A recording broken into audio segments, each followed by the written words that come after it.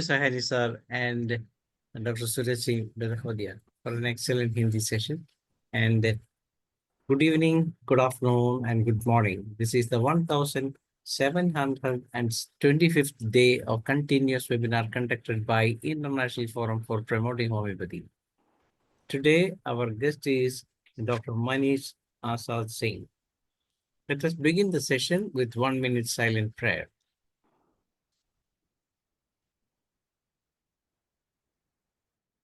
Thank you all. The International Forum for Promoting Homeopathy comprises of homeopathic lovers, students, and doctors, and we have 3 sessions every day.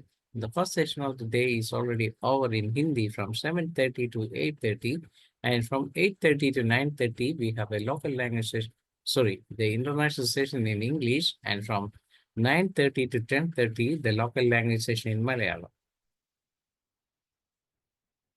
We are uploading the videos of the same on the very next day itself so that those who missed the session can watch it again.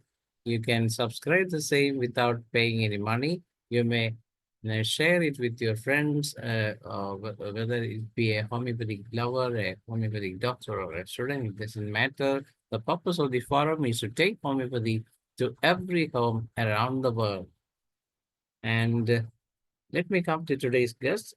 It is none other than Assistant Professor Dr. Manish Azad Singh. And he has completed MD in homeopathy, and he's a hardworking person who is fully dedicated to homeopathy. His service to humanity is a very, very good thing, and he has an experience as assistant physician in Divine Homeopathy Clinic, Varanasi, and now he is looking after the same and with wonderful practice at the Divine Homeopathy Clinic. And he is, as everybody knows, that he's a person who is a moderator at our IFPH webinars, both in English as well as in Hindi, particularly more in Hindi sessions. And he is a person who has achieved many things and published 15 scholarly articles, and he has written thesis on Kent repertory and Tinea corpus, and have completed the internship on the thesis on Tinea corpus for his MD, and selected STY's research on breast cancer. His research on breast cancer and his miasm was selected by CCRSTH's program, worked as a data collector for KB Subway. So many significant things. He has made a beautiful presentation in this forum. So many presentation. All the presentations are really connected with the mind that today, as well as philosophy. And today, the doctor is talking about understanding imposter syndrome and its role of homeopathy in it. So let us welcome Dr. Manish Singh Azad to the session. Welcome, doctor. Thank you, sir. Thank you very much. Good evening, sir. Yes. Good evening, everyone. Sir, I would request to make Rajneesh Roshan the co-host, please. Please, Rajini. Rajneesh Roshan. Let me check. Yes, it is fine now. Okay. We can make So it. basically, a lightning struck Meerut last night, and so after that, there is a blackout here, and I'm unable to share my screen. So you have to focus on my voice and the screen which is in front of you. Good evening, everyone. I'm Dr. Manish Azad Singh, and today I will be explaining imposter syndrome and the role of homeopathy in it. Let's come to the first slide, Rajneesh. Okay. So firstly, we have to understand that why we are trying to understand psychology in homeopathy perspective. So the beauty of approaching imposter syndrome with both psychological and homeopathy expertise lies in the comprehensive understanding and integrated treatment. Why? Because psychology provides you the framework for understanding what are cognitive distortions, okay? What are the problems? What are the conflicts which are basically causing imposter syndrome? And how you can treat it psychologically, as in what is the role of CBT, what is the role of acceptance, what is the role of commitment therapy, and how you can understand it. That part comes through psychology, okay? And secondly, homeopathy will tell you a deeper energetic level, that how vital force got morbid, how this disease came into existence in the person's body, and how we can help him through the individualized treatment. Okay, so that is why we are trying to study psychology and homeopathy as an integrated treatment. Together, this approach will offer a powerful pathway, and that will help the patient to liberate from this kind of diseases, as we have already studied Cinderella syndrome. Last time we talked about Pinocchio syndrome, and today we are talking about imposter syndrome. Let's come to the next slide. Okay, so what is imposter syndrome? Basically, imposter syndrome is uh, it is also known as fraud syndrome or imposter phenomena. Basically, imposter syndrome is an internal experience of believing that you are not as competent as others perceive you to be. So, you are competent, you are talented, you have achieved something in your life, but you don't have confidence in it. You always feel that you are the person who is not as competent as people believe.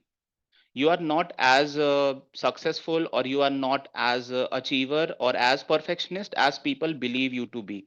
Okay, so that kind of lacuna of confidence, that makes you feel as if you are a fraud, and that's why it came to be known as imposter syndrome. Despite the objective evidence of success, individuals with imposter syndrome are plagued by persistent self doubt and a fear of being found out as a fraud. So basically, you are success. You have evidence of that you are an individual who is successful, but the self doubt, the self depreciation which you have, the condemnation of yourself which you have, the anticipation aggravation which you have, that's making you doubting yourself, and that is why you are thinking that you are a fraud, you are an imposter, and that is why you are fearful that if someone will find out that you are a fraud, then how they will treat you.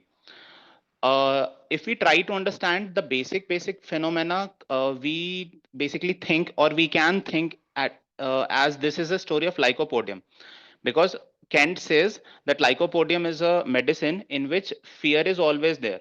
A person who desires to be respected but is always fearful, is always anxious, is always into anticipation that people will not like him, that people will not love him, the people will not accept that he is intelligent, he is hardworking, or his skills are true.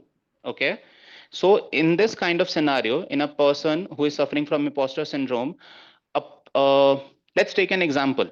You have completed your BHMS, and you got gold medal in it. Okay, but all the time you think that the 75% or the into BHMS,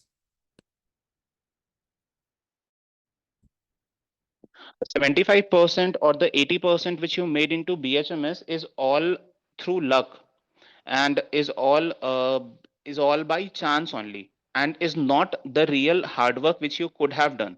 So in this case, you attribute your success to luck, to timing, or deceiving others rather than your own skills, intelligence, or hard work. That is what basically imposter syndrome is.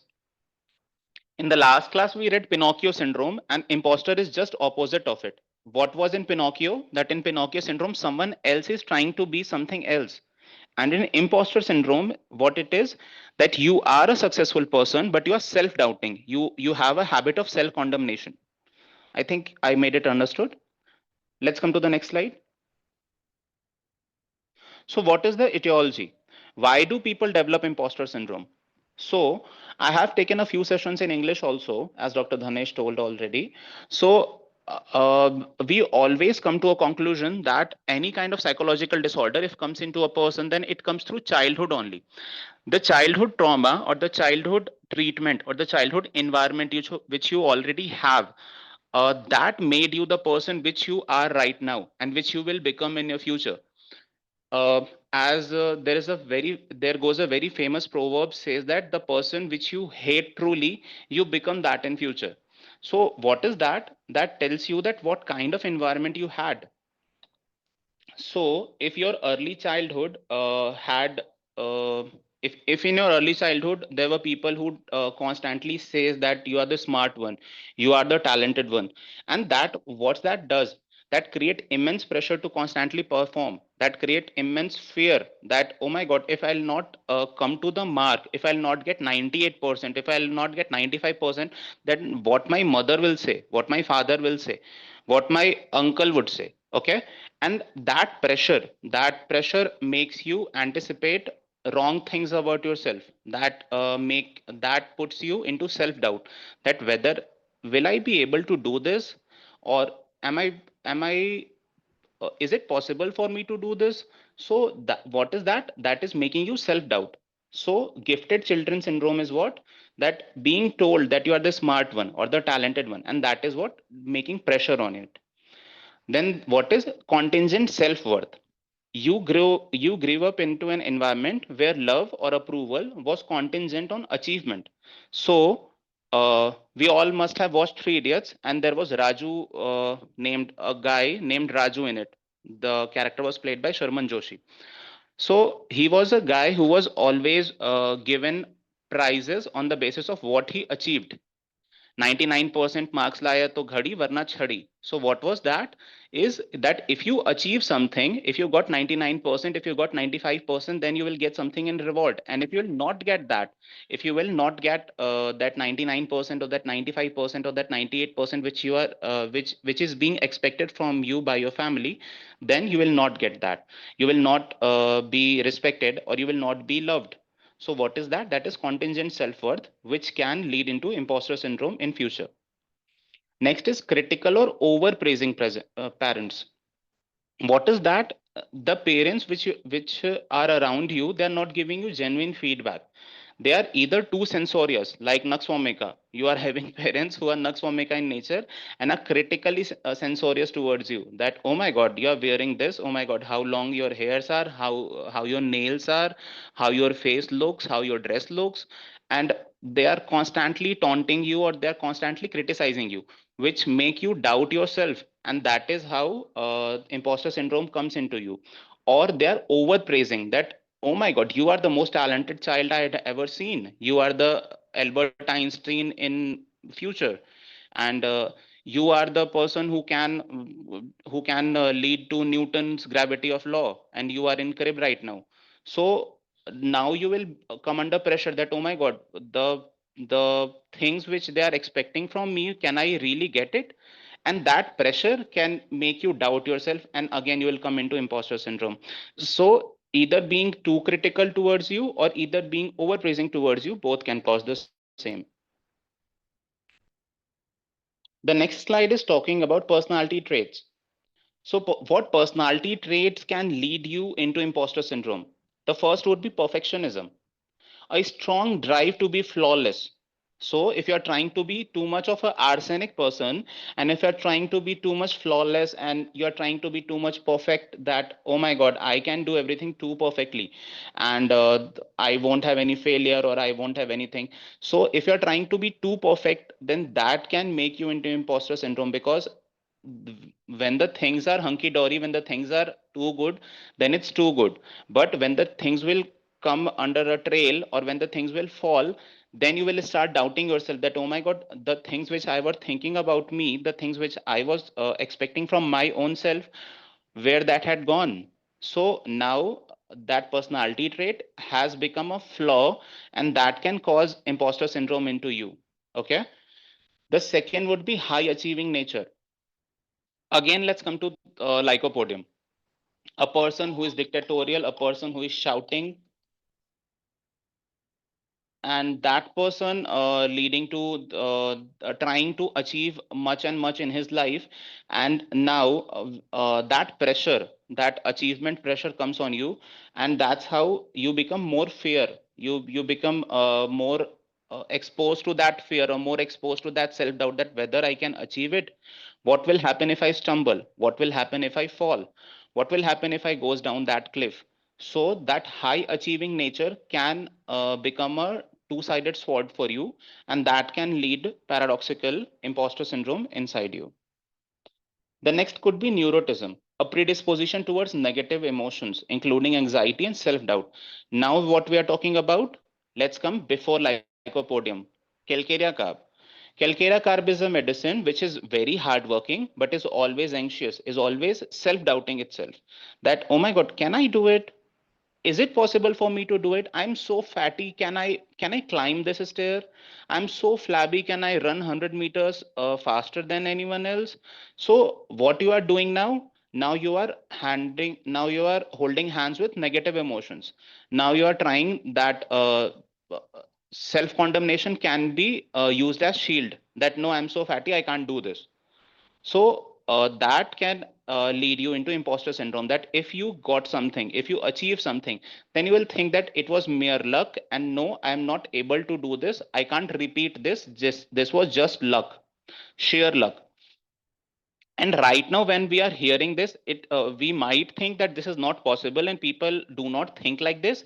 But really, if you'll see around yourself, and even if you see yourself, there might be people that who will think like who would be thinking like this. If we have 16 participants right now, including me, then I think six must be there who would be thinking that what we are doing in our life is not really what we achieved, is really not our hard work. There's something which is called luck and God's blessing, that we are here and we got this, but it's not towards our hard work, and that could be imposter syndrome at some levels. Next slide, please.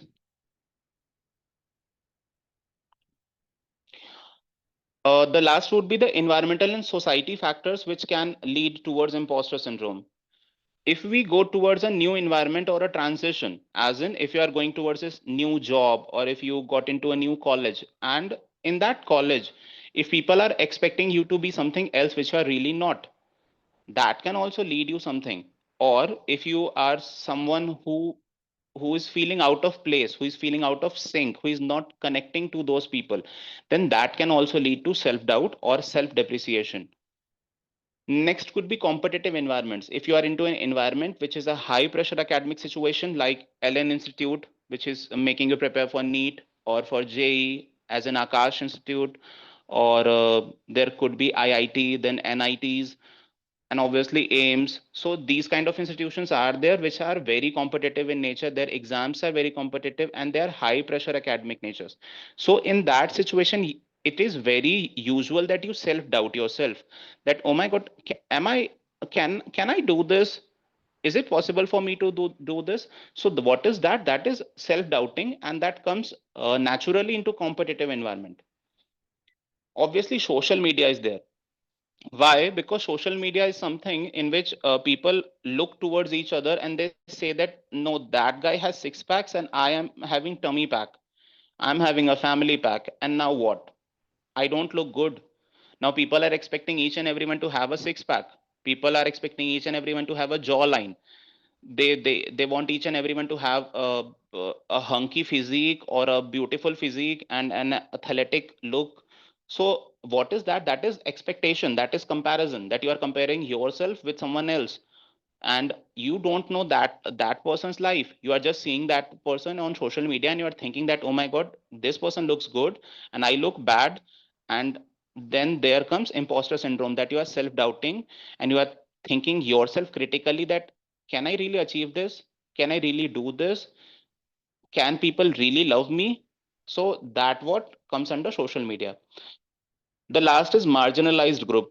Obviously, if a person is comes under minority or is underrepresented group, then obviously he can or she can think about it, that whether he can do it or not. As if someone is living in a slum and is comes from a very poor family and is not really educated, and now if you come now if you show that person towards world on a camera, then obviously they'll run. As came the when the time of Kumbh was going on, there was this viral girl named Mona Lisa, and she was very viral. The reason of being viral towards her was her eyes. Her eyes were very beautiful. But when the camera person came towards her, she started running. And she was very franticing and panicking that what should I do? She was running. She was literally running and she was literally crying that don't make videos of mine. And what happens if if we talk about a celebrity, as in Taimur is 5 years old, but Taimur waves his hand towards camera. How comes that? That he saw from his father, from his mother, and he learned that when a camera comes towards you, you have to smile, you have to blow kisses, you have to raise hands. And Mona Lisa does not know that. So under marginalized group, people started self-doubting. People start self-criticizing that no, I don't deserve this, I don't like this, I don't want this, and there comes imposter syndrome in that. Next slide, please. The next is epidemiology, prevalence. Who is really affected? So, firstly, imposter syndrome was described in high achieving women by psychologist Pauline Clance and Suzanne Imes in 1978. Research since shown that imposter syndrome affect individuals across all demographics, genders, ages, and profession. So it is very clear to say that any demography you come under, any gender you come under, any age or any profession, you can cover imposter syndrome. Estimates vary. Studies suggest that a significant percentage of the population, anywhere from 6% to 82% of people, will experience imposter syndrome at some point in their lives. So, we are talking about 82% of people who can suffer from imposter syndrome in their life. I was just saying that if we are 16 people, then 6 must be suffering, or 6 must have suffered at some time. But what researchers says that 82% people syndrome at some point in their life. It is particularly prevalent among college student, graduate student, and professionals in demanding fields like medicine. Obviously, we know that because competition is cutthroat in our field. If we talk about MBBS, then obviously that's more. And if we talk about IITs and NITs and AIMS, then it is much more. So obviously, if we as much as we go into the more competitive field, this the kind of imposter syndrome more and more increases. Next slide, please. The next are symptoms. What are the symptoms of imposter syndrome? So basically, they are primarily internal, okay, but they manifest in behavioral pattern. The first, which we are consistently repeating, is persistent self doubt. Despite evidence of competence, there's a nagging feeling of not being good enough. So, what you have a feeling that you are not good enough. You have a feeling that uh, you're doubting yourself. You have anticipation, you have self depreciation that no, I'm not good, I can't do this, I'm not good looking enough, I'm not having good hairs, I'm not having good eyes, or I'm wearing spectacles and I don't look too good, I'm fatty, I'm flabby. So what you are doing, you are having persistently self doubt on yourself. The next is what? Fear of being found out, a constant apprehension that one's true lack of ability will be exposed. So you are constantly thinking that you are not the true person and you are an imposter, and someone will find out that you are the imposter and you don't have the ability to be something. And now you have the fear that you will be found out, you will be caught. Let's take an example. We'll understand this with an example. Uh, I applied for a job, I got that job. I have never worked inside that environment any before, and I got promotion. I got towards a position. Let's say I become manager. Let's say I become boss, and now I have self doubt that they must have seen something which was by sheer luck and which was not true, and now I might I do not deserve this job. They will find out someday, and they will seriously discard me. They'll fire me at the moment. So what will happen? That fear will make you do things which you really don't want to do, or they that fear can make you awkward, which you can really do easily. आप जिस काम को बहुत आसानी से कर सकते हो, that work can be blundered by yourself only. Next is difficulty internalizing success. So you have inability to genuinely accept compliments or acknowledge achievements as their own, often attributing them to luck, external factors, or even deception. So if someone comes and says that, hey Manish, you are looking good, today you have done something with hair, you are looking good, and I'll think that, oh my god, am I looking bald? Is he trying to taunt me? Is he trying to make fun of me in a satire way, in a critique way? Oh my god, is this sarcasmic? I don't look good today, and I can't accept that. Oh my god, I can also look good. I don't have. If a person have a constant self doubt, then they can't accept that they can also look good. They can also achieve things, and it's not sheer luck or any external factor that is providing you. Next is perfectionism and over preparation. Since you are driven out by fear, since you are driven out by things that I don't deserve this, or I'm not capable of achieving this, so in that fear you will try to overwork, you will try to over prepare, you will try to overcompensate things due to that fear, and that will make you imposter syndrome.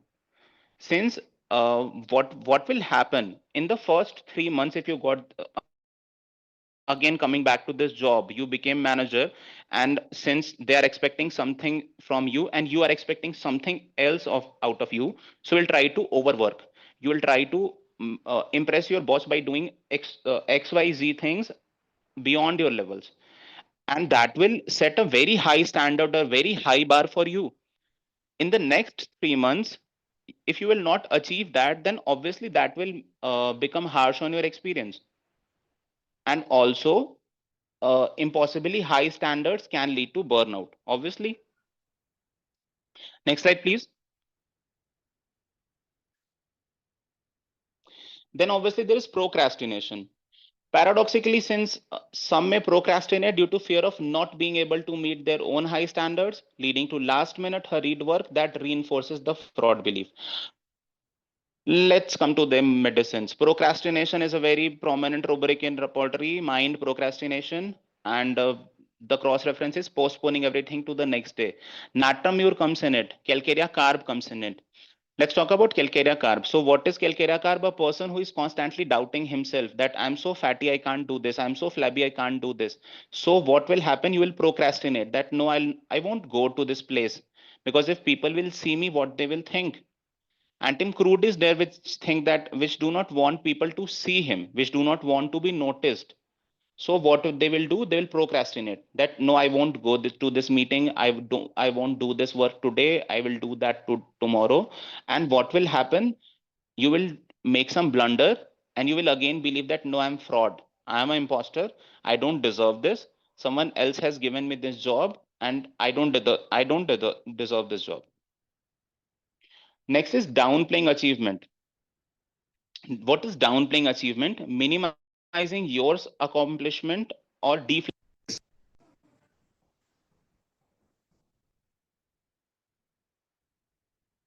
so in deflecting praise or minimizing accomplishment, what will happen?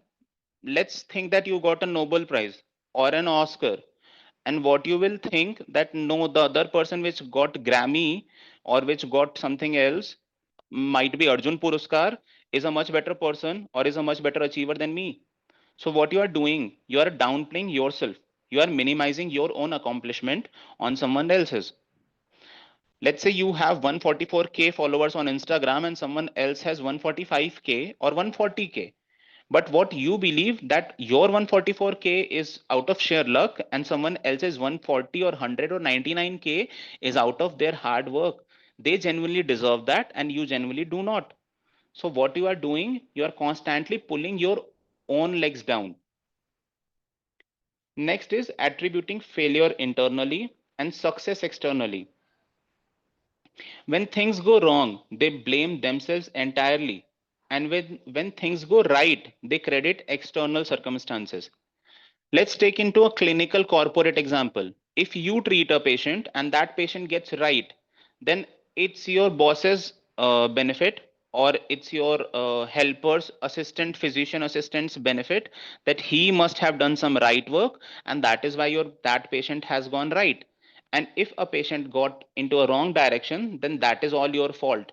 You must have not taken some right rubrics, you must have not read the repertory correctly, you must not have read the material correctly, and that is why that patient is not going into the right direction.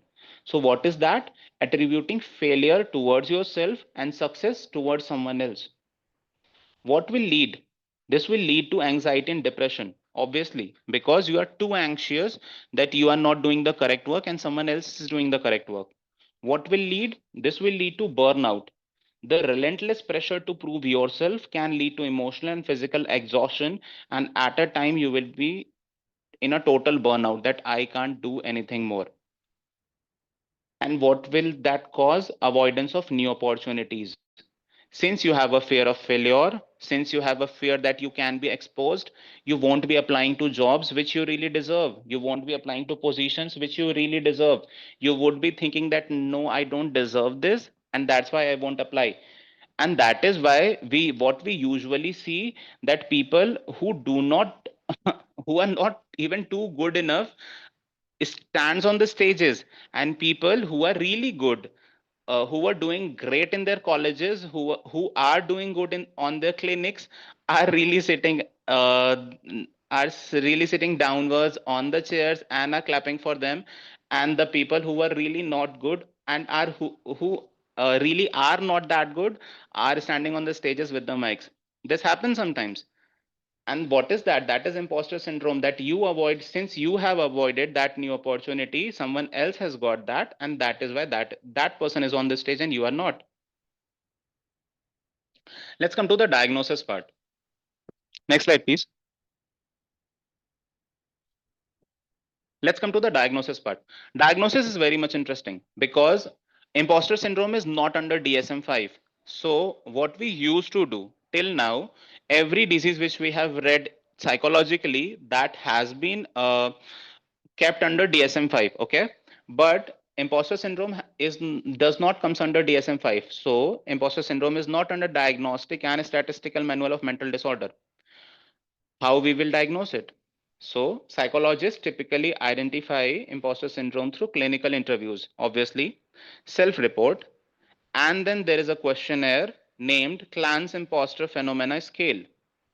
Clan's Imposter Phenomena Scale is a questionnaire which usually helps you diagnose someone with imposter syndrome by recognizing the characteristic thought patterns, by recognizing the behaviors, and the diagnosis is more of an identification of this kind of pattern rather than a medical diagnosis. So, if you see someone following this kind of pattern, so you will take help of this Clan's Imposter Phenomena Scale, and you will try to diagnose that person or identify that person into imposter syndrome. Next slide, please.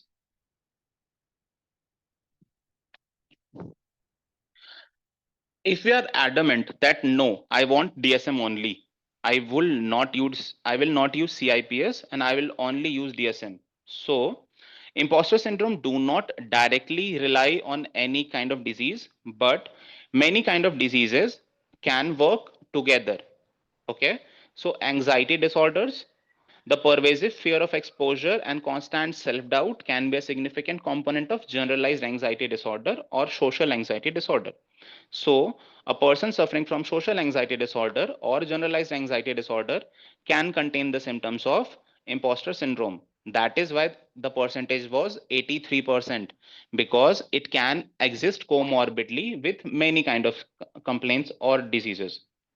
Then there is depressive disorder. The feeling of inadequacy, worthlessness, difficulty experiencing joy can mirror symptoms of major depressive disorder. Obviously, you are in depression if you think that you are worthless, if you think that you do not have the rights to exist in the society and other peoples do have. So obviously that is depression, a kind of depression. The next is obsessive compulsive personality disorder. Obviously, why obsessive compulsive? Because obsessive compulsive personality disorder has perfectionism in it. The strong drive for perfection and the fear of making mistakes can drive you into obsessive compulsive personality disorder, where there is preoccupation with orderliness, perfectionism, and mental and interpersonal control. Then the next could be low self esteem. Obviously, imposter syndrome is strongly linked to low self-esteem, because in this the person is having low self-esteem, is having self-worth issue, is having self-depreciating issues. So obviously low self-esteem can be a thing.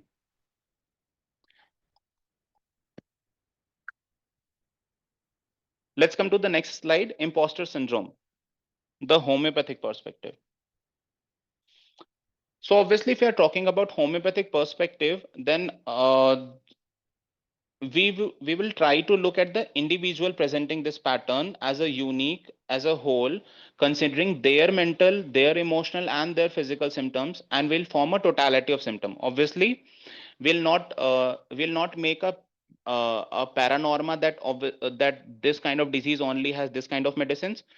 We will try to make a totality of symptom through Kantian method or Boger method or Bonning-Hossain method, and we'll try to solve the case. Let's see how in the next slide, please. So firstly, the mental and emotional general. Obviously, the core, what the core has profound self-doubt. The core has fear of exposure. The core has fear of fraud. What the core has anxiety, the anticipation anxiety, the social anxiety, the performance anxiety. If we talk about this anticipation and anxiety before task, the social anxiety, the performance anxiety, obviously urgentum nitricum comes into mind. Urgentum nitricum is a person who has performance anxiety, who always has anticipations and fears that how my performance is gonna go. Then there is lack of confidence and low self-esteem, feeling unworthy, feeling undeserving of praise or success.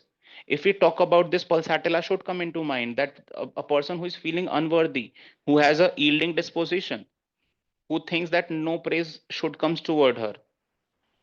So there is lack of confidence and there is low self-esteem. Then there is perfectionism, a relentless drive for flawlessness leading to immense self-criticism. Perfectionism, which medicines are perfectionist? Sulfur is trying to be perfectionist. Arsenic is a person who is trying to be, is always running towards perfectionism. Next slide, please. And then there are more mental and emotional generals. What can that be? Overwork or burnout tendency. Since you are driving yourselves to prove yourself, to prove your worth, there will come a time when you would be overworked or burnout. Calcarea carb can be there, because calcarea carb thinks that he's not deserving, so obviously he'll try to overwork, he'll try to put more work in that, and that can make a tendency of burnout. Inability to accept compliments, dismissing praise, feeling uncomfortable with it. Antim crude can be there, because you don't want anyone to be looked, you don't want to be looked at, you have a problem to be that someone is noticing you. Silesia can be there, because you don't want to be looked, you are avoiding gazes of people. Comparison to others, you are constantly comparing yourself unfavorably to peers. And then there is feeling of not belonging, even in successful environment, a sense of being an outsider. Lycopodium can be here, constantly comparing yourself unfavorably to others, and in successful environments you have a sense of being of outsider. Lycopodium can be here, who is already always discouraged. When failures, even minor ones, occur, you have a deep sense of despair. Lycopodium can be here. Irritability, desire for sympathy, reassurance. Lycopodium can again come here, because Lycopodium is very irritable, desires sympathy, desires reassurance. Pulsatilla can be here, because they crave validation while others might push it away. Next slide, please. In the physical generals, obviously, you'll try to notice the energy levels, that exhaustion from overwork, the fatigue, the debility. Then obviously sleep would be there. That is due to this anxious thoughts. Are you getting insomniac, or is your sleep restless? How is your appetite? How is your digestion? Because obviously stress would change that. There could be nervous indigestion. There could be loss of appetite or cravings. Then thermals would be changed. He could be hot. He could be chilly. He could be ambithermal. Then obviously perspiration could be changed, because if he would be too conscious about his face, then the facial perspiration could be there. If he would be too conscious about how he smells, then axillary perspiration would be more. So obviously the perspiration could be changed. Then the general sensitiveness towards temperature and the sexual tendencies, that would always be noticed. Now let's talk about the rubrics. What rubrics to be considered? Next slide, please. Let's talk about the rubrics. I have taken this rubrics not only from the Kent repertory, from other repertories too. Okay. The first is mind confidence, want of confidence. Obviously, want of self confidence is the more central rubric in this case, because you have self worth issues, you have self doubt, you have self depreciation, and you can't accept anything good coming your way. You always have doubt in that. So, mind confidence, want of confidence. Then there is mind anxiety, future about. Mind anxiety, future about is always there because you think that you do not deserve this and your future is uncertain. You can be fired from your job, and that is why you have been constantly thinking about it. So mind anxiety, future about.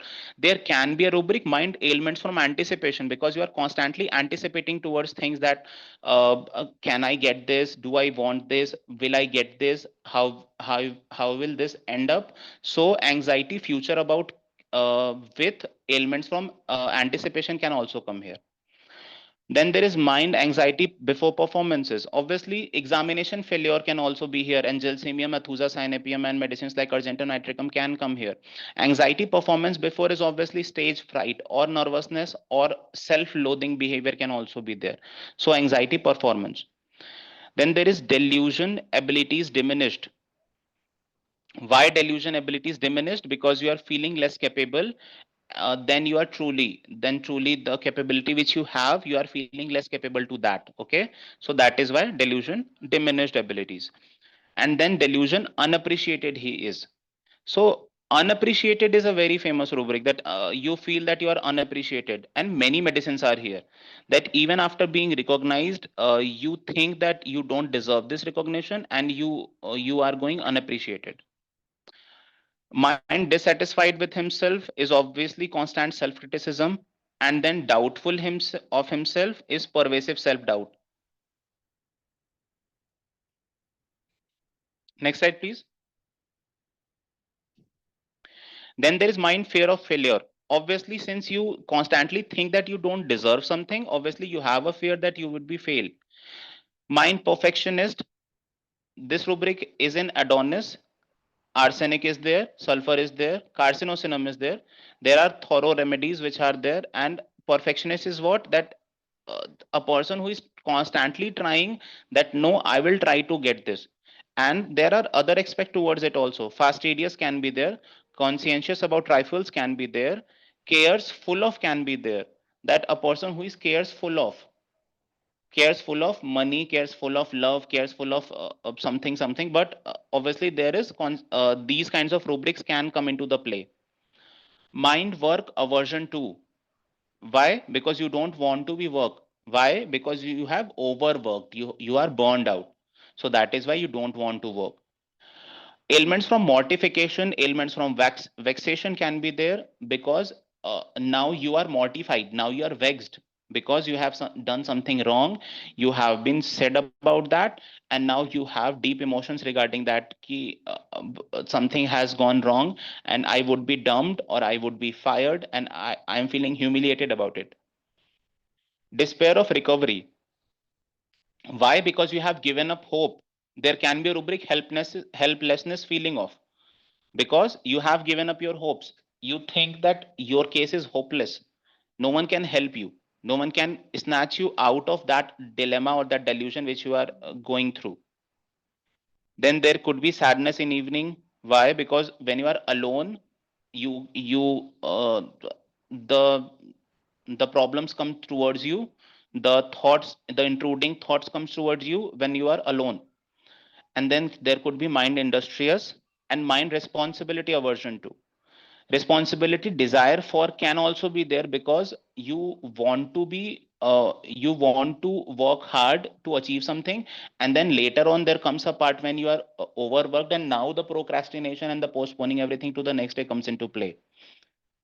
There is a rubric mind industrious also. Industrious is why? Because in the beginning you want to work, in the beginning you want to become that workaholic person that Naxwamika can be. So Calcarea Carve in the beginning of a job will try his level best to do something, to excel into something. But in later on, in the later parts, there comes parts where anxiety, self doubt, and self depreciating behavior comes into play. Now let's come to the medicinal part. Next slide, please. Medicines to be prescribed. Obviously, no one can prescribe a medicine without a full case taking, but in here we'll try to keep some remedies into mind as per the discussion went. Next slide, please. So the first medicine obviously was lycopodium. Why? Because lycopodium is a medicine, it's a quintessential remedy for the deep-seated lack of self-confidence, of often masked by a compensatory bravado or bossiness. Because lycopodium constantly think that he wants to be respected and he's a dictatorial person, but inside that, if we read Kent's Materia Medica in it, Kent directly say that there is a deep-seated lack of self-confidence, there is a deep-seated fear about each and everything. The patient is anxious about public speaking, the patient is anxious about new ventures, there is fear of failure, and once they start they often perform well because it is not gelsimum, it is lycopodium. Lycopodium will perform well once he starts because he has that in it, he has that thing in it, he has that spice which is required. But since he is self doubting, he has self loathing behavior, he requires that push, he requires that reassurance constantly. They can be intellectual, they can be perfectionist, they usually have digestive issues with it, and they often feel worse from 4 to 8 p.m. Next slide, please. Obviously the next remedy is argentum nitricum. When we talk about argentum group or argentum series, the whole series has performance issues, the whole series wants to perform well, wants to excel well. Argentum in a way has anticipation problem, wants everything to go well, and has a problem that will I be able to perform in that way which is desired or which is expected from me. I am silver, I am a silver derived material, people are expecting some things from me, will I be able to provide that or will I be able to not? So that is why that anticipatory anxiety is there before any important event, like even can be a presentation, can be exam, or can be going to opera or churches. We have read that, we have read those lines in materia. So there is that, then leading to hurriedness, trembling, obviously diarrhea is there, examination diarrhea, and a feeling of being rushed. There is always a fastidious nature, we all have learned that argentum nitricum has really thin extremities and he's in a very rush to run away somewhere. Then there is impulsive nature, there is warm blooded nature, and there is prone to panic attacks. And obviously it is not written here, but there is sweet desire with sweet aggravation also. Then they often feel better in the open air, and the hurry and fear of failure are prominent in argentum nitricum, obviously because there is performance anxiety.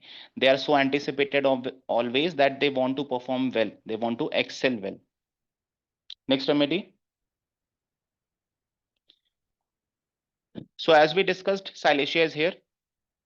Why? Because silesia is a person who lacks confidence. Silesia is a person who lacks willpower. If we look clearly, then silesia and phosphorus lies in the same series. Phosphorus is a person who has that confidence, who wants to go out and who wants to rock the world. But silesia is not that kind of person. Silesia is a person who is lacking confidence, who is lacking willpower, who is timid at some time, who is delicate at some time, and who can be stubborn at some time. So what will happen, he'll try to make his own ground. Firstly, in few months, in 6 months, in 5 months, in 8 months, or in a year, he'll try to make his ground, he'll try to know each and every one. And then in the second year, when the second year comes, then that guy comes out of his shell, and then that person will behave as something else which he was truly not in the first year. As we'll go back to our college days in BHMS, when the persons comes into the first year, some person as phosphorus would come out on the very first day, that this person is in this batch, everyone will know him, every teacher will know him. And in the second year, that person will vanish out, and some other person, some random guy, which would be calcarea carb or silesia person, would come out, that oh no, this person is more intelligent than that guy, this person is more hardworking than that guy. So that kind of person is silesia. They have conscientious, fastidious, and tend to overwork behavior.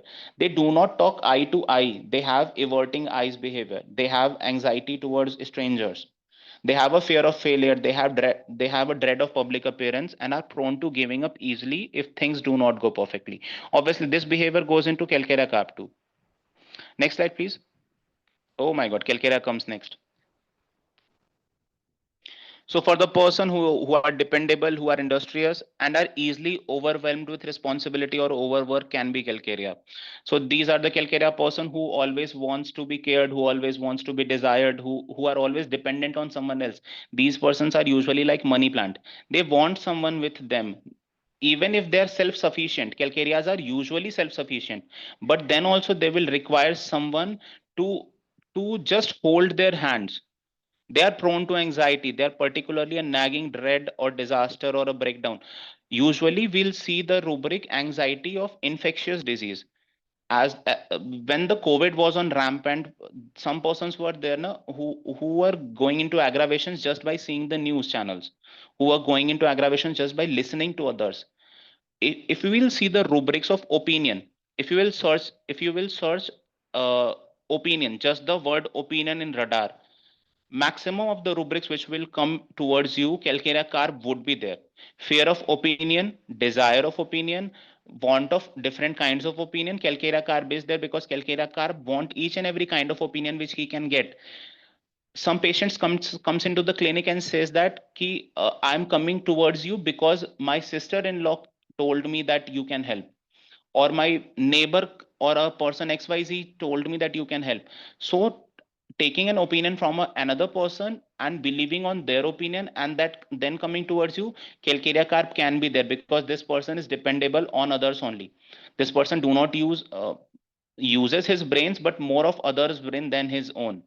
They're often chilly, they crave eggs and indigestible things and tends to be sluggish. Next slide please.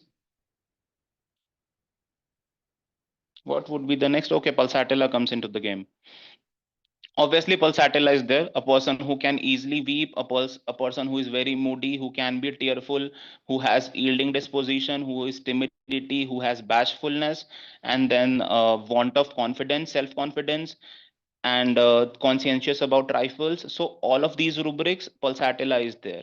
Why? Because pulsatilla is a person who always craves sympathy, who always crave reassurance, who always wants that person comes into the play and say that no, you can do this. There is a commonality between Lycopodium pulsatilla and Phosphorus, but there is a difference too. Phosphorus wants to be appreciated. That is why they will not believe this, but they will say, uh, let me give you an example. What Phosphorus will do, Phosphorus will say that I'm not looking good today, right? Then the person in the front will say, no, no, you are looking good, you are looking great, your hairs are too good. This can be Phosphorus because Phosphorus wants to be appreciated, he wants to be that center of attraction, so he'll try to diminish him for a minute. That's why you go up and you say that no, no, you are looking good, you are looking great, oh my god, you always look so good. That's Phosphorus behavior. And in the reality, what pulsatilla will do, pulsatilla will not even talk about his looks. Pulsatilla will weep. Pulsatilla will say that no, my mom put so much oil in my hairs and I can't do anything about it. So what pulsatilla can do these kinds of behavior? They have self-doubt, they have clinging behavior, they are mild, they are gentle, but they are changeable too. They usually play victim cards. If you see people playing victim cards, if you see always that external validation is required, think of pulsatilla too. But there are other remedies also. Let's come to the next remedy. Aurum metallicum is there. Now, why aurum metallicum? Because aurum is a person who has very high expectations towards him. Even not even himself, other people have very high expectations towards him. And then when that high expectation do not get fulfilled, aurum metallicum comes into play. That is why there is suicidal disposition. If sometimes in a day when you feel that you don't have any work to do, put all the ailments from rubric into repertory, and aurum metallicum, natrum ignatia would be there, acid phos would be there. These are the remedies which usually try to cover all the ailments from rubric. Why? Because they have ailments from these kinds of rubric. They have deep sense of worthlessness, they have deep sense of self reproach, despair, suicidal ideation, and perceived failures and setbacks. Why? Because there was a time when they were doing good, there was a time when they were achiever, and then something bad happened, they had a fall, and that fall caused them this. If we are talking about this, there comes a medicine plumbum metallicum in my mind. Why? Because plumbum metallicum is also something, is also a medicine who is a very great achiever, who people are expecting a lot of things from them. And when plumber metallicum is not able to provide you that, that's when paralysis comes into play. That is why plumber metallicum is in maximum paralysis rubrics, that paralysis of legs or SCA or whatever kind of paralysis comes into the play, causticum, natramure, and plumber metallicum is there, and there is a differentiation in that, but that's for the next class obviously. Let's come to the next medicine.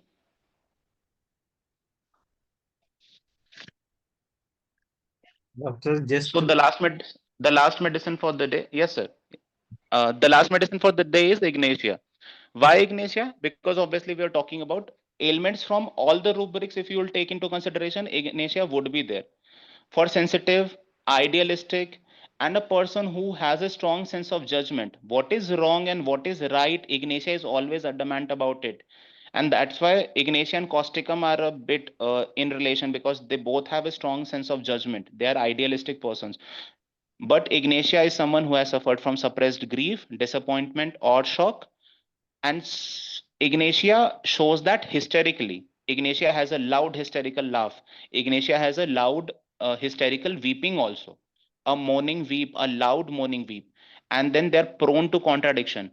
So if you see a person who has a very loud laugh, a very loud weep too, they are prone to contradiction. They are a censorious person and with acidity also. Think of Ignatia too with Nux vomica, because Ignatia also has grief in the background. So if you see there is a grief, if you see that someone love disappointment is there, or a vexation is there, or someone has died, then yes, Ignatia can also be there with Nux vomica. Then there is feeling of being fraud, might be a reaction to past disillusionment, or could be something from a derived suppressed emotion. That's all for the day. So the last slide would be thank you, obviously. And thank you very much. thank you, Dr. Manish, for your excellent session, and it's really beautiful because you talk about this imposter syndrome, but the most important aspect as far as you cover is the material medical part and the comparative material medica, and particularly on the rubric that you selected for this particular syndrome. Anyway, as the time is about to close, and I'm inviting Dr. Ram Reza sir to say a word of thanks to the session. Welcome, sir. Thank you doctor Dhanesh ji और congratulation doctor Manish Azad Singh. Very nice presentation, excellent session. Imposter syndrome, multiple remedies describe the imposter syndrome, but लेकिन lycopodium phosphorus pulsatilla differential, very good differential medicine. So very thanks Dr. Manish ji, Thank you, sir. and Thank you very much. behalf of IFPH whole team, very thanks. And मेरा सलाह है कि आप 45 minute के अंदर खत्म कीजिए. Second presentation लीजिए मनीष जी, और आप तो मेरा घर के लड़का है. चलिए ठीक जी है. Sir, very thanks. बिल्कुल. ठीक. Thank you, sir. Thank you, Dr. Ramprasad sir, and Dr. Manish Singh Asad, and to those who attend the session. Tomorrow we will have a session from Dr. Mahavir Bansilal Gaya, and sir is a head of HOD and professor, Department of Homeopathic Repertory, Homeopathic Medical College, but from Gujarat, and we'll be talking about an important subject, and that is the subject of discussion will be importance of publication in homeopathy. So as you all know, this is a very important thing that you need to publish your presentations and your successful cases in publication, so that more and more people will be getting aware about what is happening with homeopathy in such conditions. Okay, with that we come to the end of the day 1725. It is over to Dr. P. Shaila to moderate the Malayalam session. Thank you all.